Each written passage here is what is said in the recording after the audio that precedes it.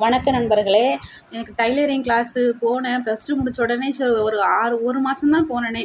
போயிட்டு வந்து அதுக்கப்புறம் சரி படிக்கலான்னு சொல்லிட்டு அப்படியே கரஸ்ல பிலிட் போட்டு படித்தேன். அப்படியே வேலை செஞ்சுட்டு கிறிஸ்து ஜோதியில்.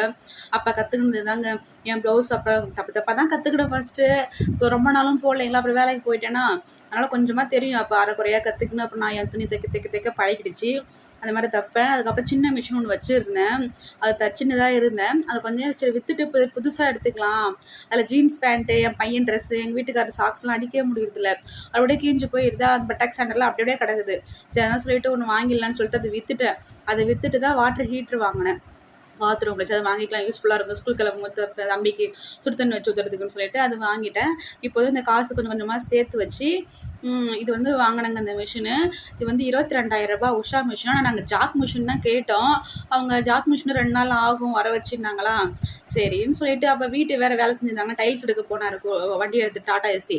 அதிலே போட்டு வந்தாலும் அப்புறம் 1000 அதுக்குன்னு சார்ஜ் வாங்கணும் அப்படின்னு சொல்லிட்டு அதிலே செய்த உஷாவே வாங்கிக்கலாம். உஷாவும் நல்ல கம்பெனி தான் சொல்லிட்டு உஷாவே வாங்கிட்டு வந்துட்டாங்க.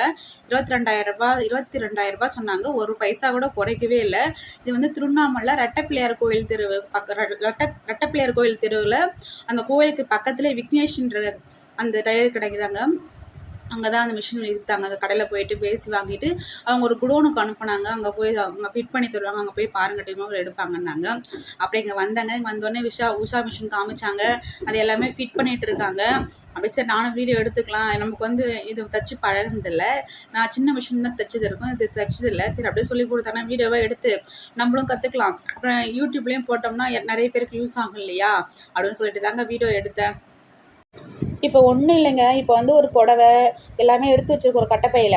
அது எல்லாமே தைக்கிறதுக்கு கொடுத்தோன்னா எப்படி பார்த்தாலும் 1000 ஆகிடும். அதே மாதிரி நம்ம ஒரு 2 வருஷத்தில் ஒரு 10 டைம் கொடுப்போமா, 10 டைம் ஒரு 3 வருஷத்துக்கு கூட சொல்லுங்கள், 10 டைம் கொடுத்துருவோம், 10,000 சரியாக போயிடும்.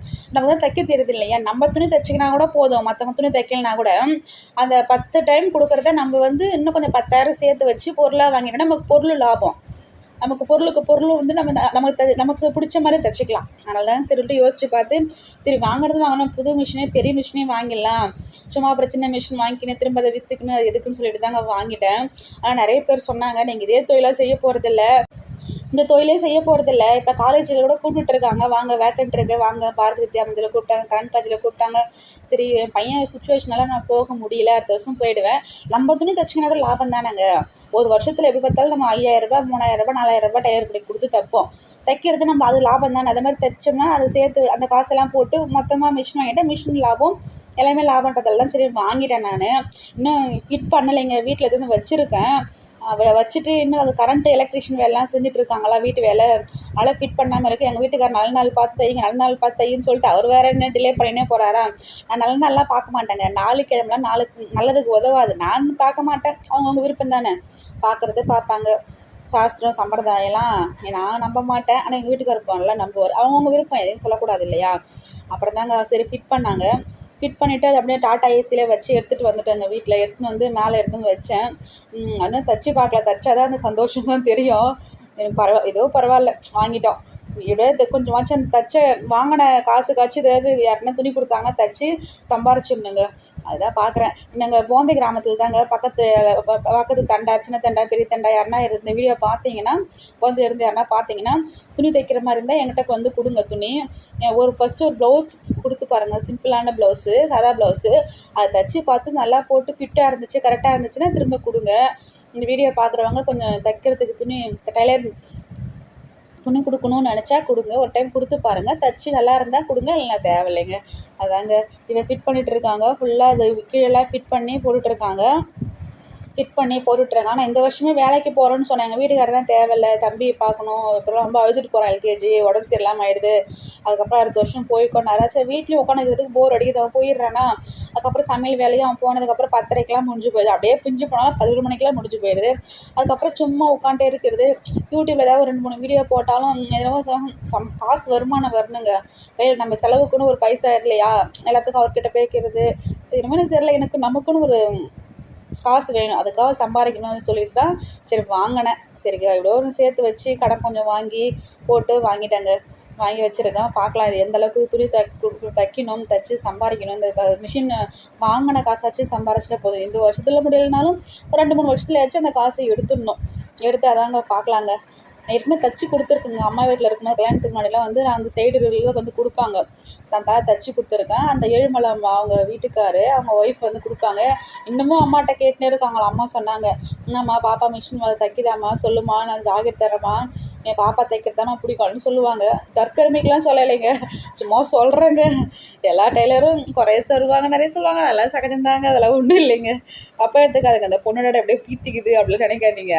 சரிங்க. அதாங்க இந்த ஒயர்லாம் ஃபிட் பண்ணி எல்லாம் ஃபுல்லாக மாட்டிட்டாங்க பாருங்கள். ஃபுல்லாக அந்த நூல் த்ரெட்டு மாட்டுறது இந்த ஃப்ளக் பாயிண்ட்டு இப்போ தான் எல்லாம் மாட்டி கொடுத்துட்ருக்காங்க. அதுக்கப்புறம் டெமோ கிளாஸ் அந்த அண்ணன் எடுத்தார்.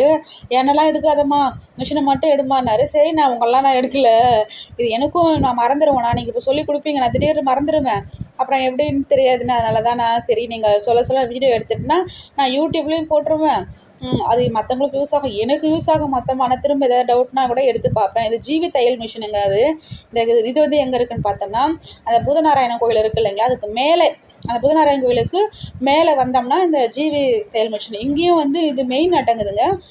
அது ரீட்டெய்லர் மாதிரி அடங்குது ரெட்டப்பிள்ளையார் கோயிலாண்ட. இங்கேயும் வந்தாலும் டைரெக்டாகவே எடுத்துக்கலாம். நிறைய பேர் வந்து மிஷின் எடுத்தாங்க 12,000 ரூபாயில். மெரிட் எடுத்தாங்க. அப்புறம் மெரிட்லேயே மோட்டர் வச்சுது மொத்தமாகவே 11.5 12 இந்த மாதிரி எடுத்தாங்க. அந்த மாதிரி தான் எடுக்கலான்னு பார்த்தேன். நம்ம வந்து சரி நடத்துக்கடா, சும்மா அதே தொழில் உட்காந்து டெய்லி சம்பாதிக்கணும் 1000 ரூபா 2000 ரூபா இதே தொழில் செய்கிறவங்களுக்கு இந்த மிஷின் ஓகே. நம்ம எதுக்குடான்னு கொஞ்சம் யோசித்தேன். சரி, அப்புறம் என்ன குழப்பி கிழப்பி, சரி காசு கொஞ்சம் இருக்குது, சரி இப்போ எடுத்துடலாம், எடுத்துட்டேங்க. அதாங்க.